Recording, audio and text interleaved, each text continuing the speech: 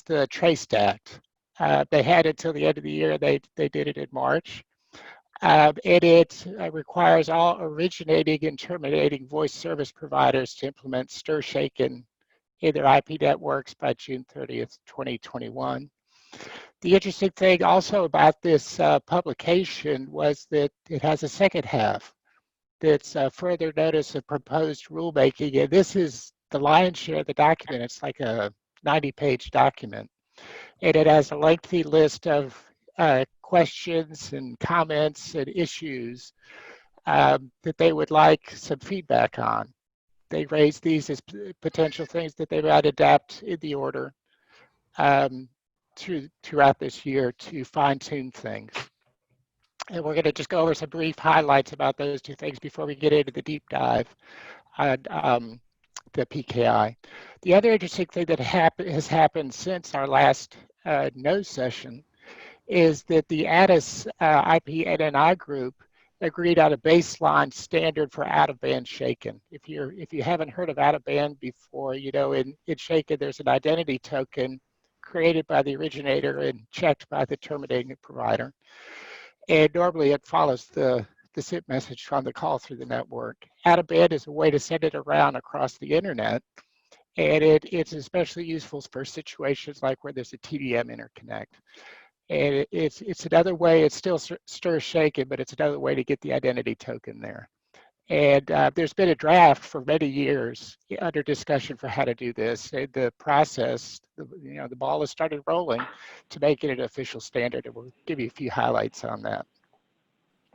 Okay, so let's take a look at the reported order. There are 3 points. If you could imagine the path of a call from the originator to the terminator, there are 3 points that the reported order made. This is the beginning steps of what service providers have to do. And the first one was really interesting. The order says that a voice service provider that originates a call that exclusively stays on its network must authenticate and verify the call. And this sounds sort of like an obvious thing, but it actually raised a bit of a hubbub in the industry because as we'll see later when we do these deep dives, and you may recall also from the highlights overview of STIR/SHAKEN, is that a lot of times the STIR/SHAKEN activity takes place at the edge of a network, and now they're talking about doing that even for calls within the network. So that raised some ex parte response and so forth, but they stuck with it and said that you have to do STIR/SHAKEN for on-net calls. They also said that originating service provider must authenticate and transmit caller ID to the next provider in the call path for an IP call. And a terminating provider, when the terminating provider receives an assigned call, they must verify it. It's like the FCC rule and order started with the bare minimum to satisfy the Trace Act. And in the other comments, they want to examine, should they build on that and extend it a little bit further. But as for right now, you can see it only applies to originating and terminating providers, not intermediates. And it only applies to IP network calls, not TDM. Okay, next slide.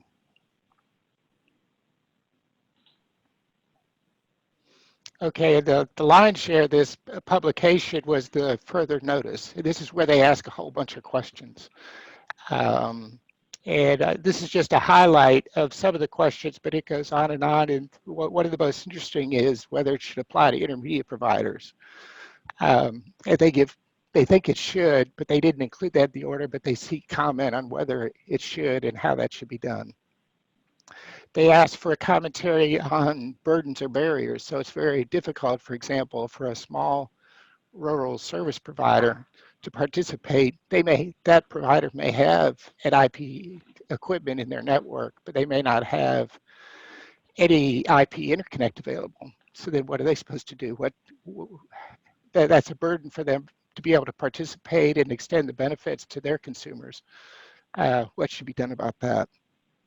They talked about would a deadline extension make sense, especially for some of these smaller and rural providers? Or would it make any difference? Maybe the deadline is fine where it is, and extending it wouldn't make any difference. Maybe it should be extended for another year.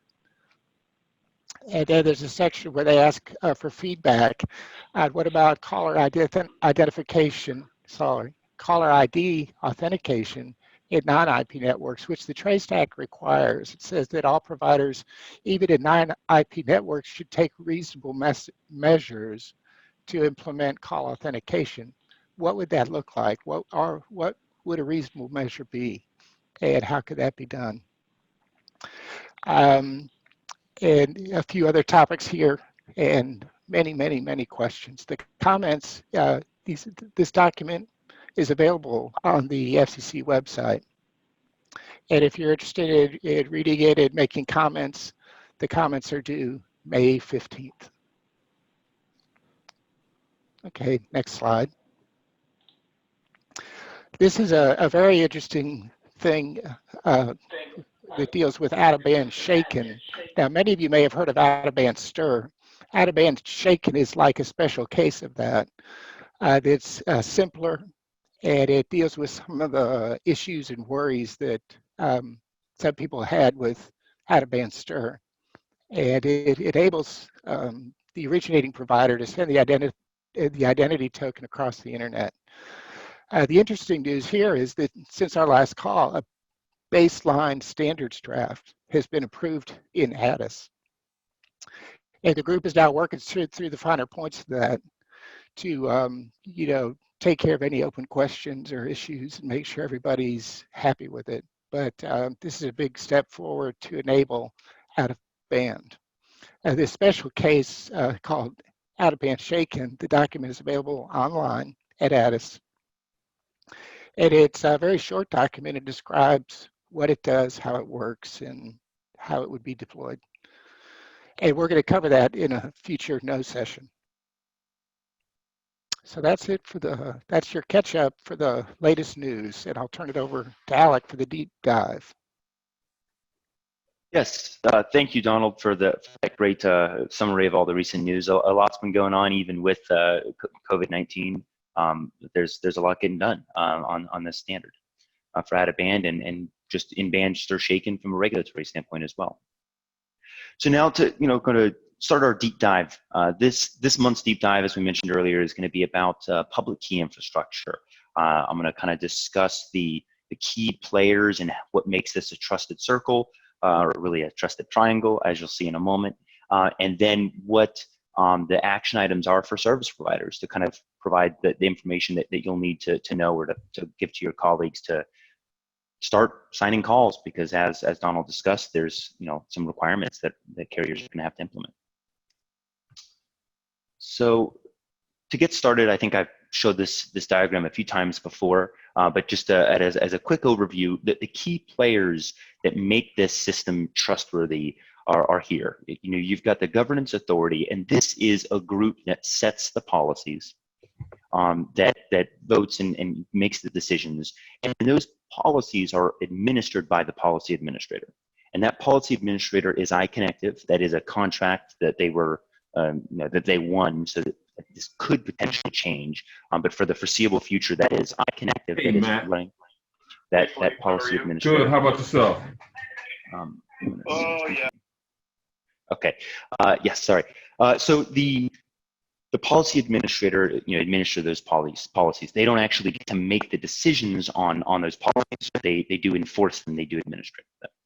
And really, the core thing that they're doing is controlling the service providers, the telephone service providers, and the certificate authorities, and making sure only trusted telephone service providers and trusted certificate authorities are part of the ecosystem. And if a service provider or certificate authority were to misbehave, were to do something that would compromise the integrity of the ecosystem, the policy administrator has the tools to quickly remove them from the trust system, such that nobody trusts those calls anymore, and that can't be abused anymore. Now, a little bit more specifically, this is what the system looks like. Now, this diagram is straight out of the standards, so it's a little bit more complex than we typically show, but I want to just highlight what the functionality is in all the pieces. So you've got this governance authority, and they set those policies and give them to the policy administrator. And then the first step is that a certificate authority wants to become a certificate authority that is part of this ecosystem. They respond to the CP, the certificate policy that the PA gave out, and it's a certificate practice statement, the CPS, that they respond with. And the policy administrator, specifically the PMA, which is a group within the policy administrator, reviews that CPS and determines if that CPS meets all the requirements from a security, and there's a wide variety of requirements there, but mostly security focused, meets all those requirements. And then if they do, then they approve that certificate authority to be part of the ecosystem. At the current time, there are four certificate authorities, I should say, that are approved in this ecosystem. And two of them are certificate authorities that are run by carriers. So they're exclusive to the carrier's use. They decided to run their own certificate authority. That makes sense for an extremely large carrier, but for a smaller carrier, that typically would not make sense. And then there are two commercial certificate authorities at this time. TransNexus is one of them. I'll talk about that in a minute, as well as Newstar is the other commercial certificate authority. So now that those certificate authorities are part of the ecosystem, then a service provider has to become part of the ecosystem. And the service providers go through a process where they create a PA account, and we'll go into the details of what the requirements are in just a moment here, and then they get entered into the ecosystem, assuming they meet all the requirements. And that's how you get all of the players in the ecosystem. And at any point in time, the policy administrator has the ability to quickly remove a service provider or a certificate authority from the trusted ecosystem. So it's more of a stick than a carrot. You're assumed to be trustworthy if you meet the requirements, and if you misbehave, you get removed from the ecosystem. But that's not, in general, carriers who meet the requirements are going to be entered in.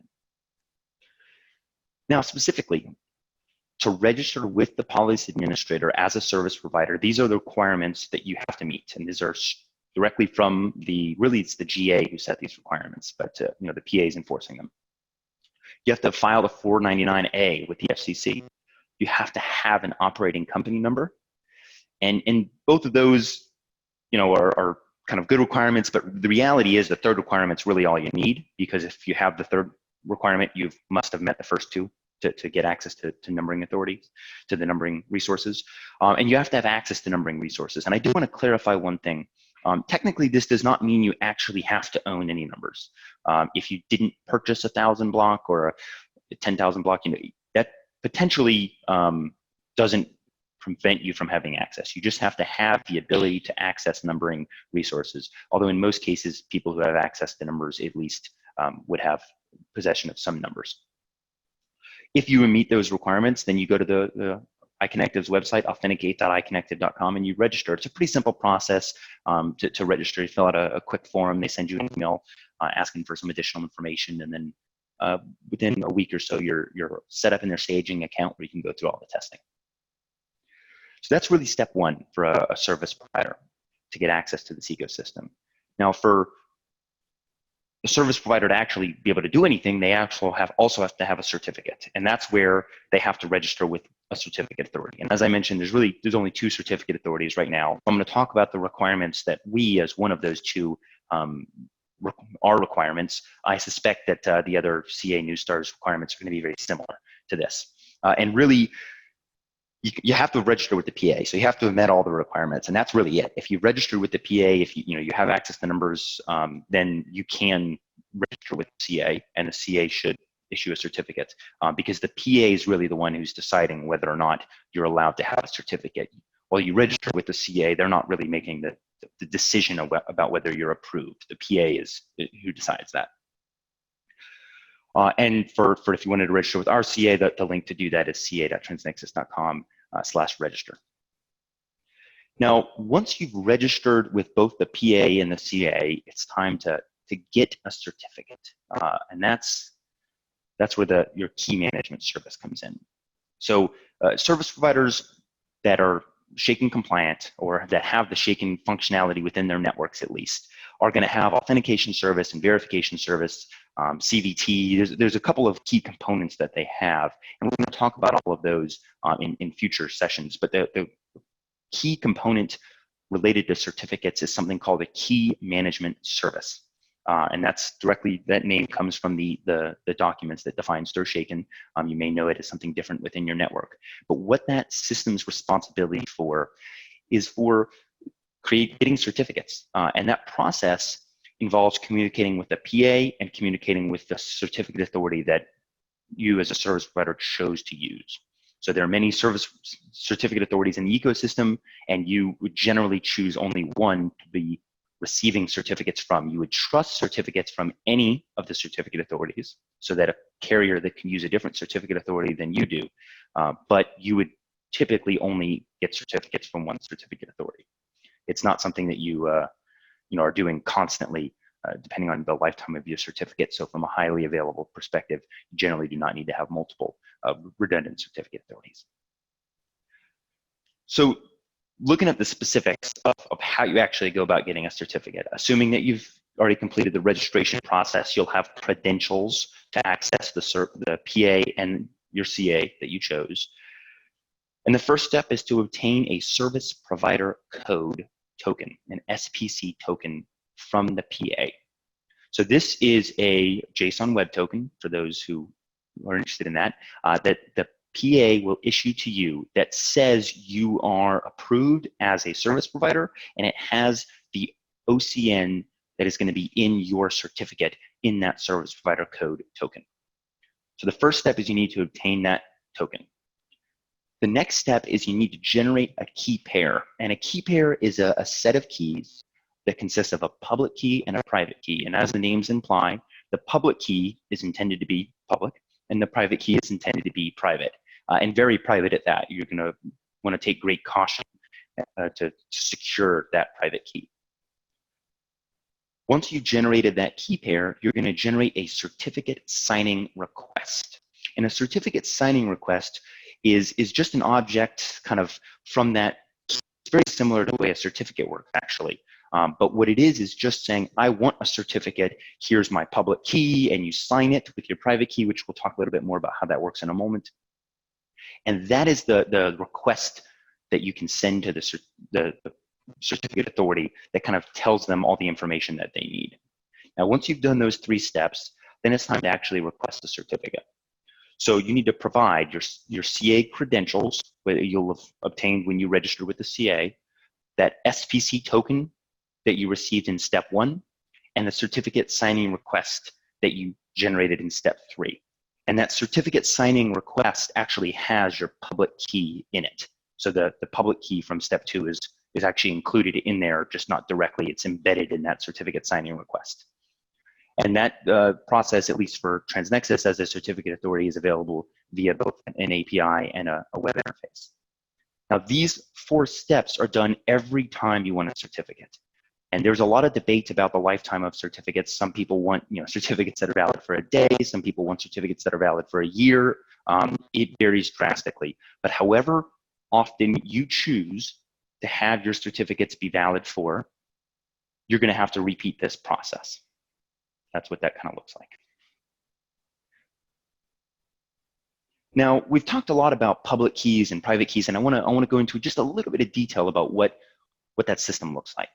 So we call this asymmetric cryptography because there's 2 keys, and the key that you use to sign and verify that signature are different, as opposed to symmetric cryptography, where you're using the same key for both actions. And this is really useful in an ecosystem like Shaken or the web. It's used all over the place, where you want to be the only person who can create a signature, but anybody can verify that signature. So when you generate that key pair, those 2 keys are mathematically related. It's not something that you have a different. You could generate a new public key. It's a pair. They work together, and only you have access to that private key. So only you can use that key to generate a signature. And so if someone verifies the signature, they know that it was you who made it, because only you have that private key. The public key is actually what you use to verify the signature. You don't need the private key to verify. And as the name implies, when it's public, that means public. You're not trying to hide it. Anyone can have it, good guys, bad guys. Its only job is to allow someone to verify that you created that signature, not somebody else. And then those are your key pairs. And we talked about keys kind of initially, but then everybody starts talking about certificates. And there's a distinct difference between the two. A certificate is actually a combination of multiple things kind of wrapped up together. The first thing that the certificate contains is a bunch of metadata about who issued it and who it's for. That's the service provider and the CA, or I said that backwards, the CA and the service provider respectively. And then it contains the public key of the service provider. So when you have a certificate, your public key is embedded in it. So when you give that certificate to somebody, they can verify any signature you need. But then it also has the signature of the CA who issued it, which means that it's been signed by the CA. So not only can someone, when they receive that certificate, they can use that to verify that the call was signed by you, or the token, whatever that you signed, was signed by you. They can verify that it was that certificate was signed by a certificate authority. So they verify both the trust in the certificate and then verify the actual object or the token, whatever it is that you signed with that certificate. And those pieces together are how this system is trustworthy. Now, all of this is not specific to Shaken in any way. Public key cryptography has been around for decades. It's used all over the world. You know, when you visit a website, HTTPS, that's all public key cryptography that works for, cryptography is all identical to the way it works in Shaken. It's just a different use of that for websites. So that's a quick overview of all of the Shaken cryptography at a high level. And with that, I think we want to open it up to discussions. But before, we'll talk a little bit about what we're going to do on next month's call. So again, we're going to talk about the regulatory industry news that's happened since today, and then we're going to do a deep dive. And next month will be a deep dive into authentication. And that's the act of signing each individual call once you've done all this public key infrastructure work, which you have to do ahead of time. And then we'll be doing the remaining topics here as well. And with that, I want to turn it over to discussion and answer questions and go from there.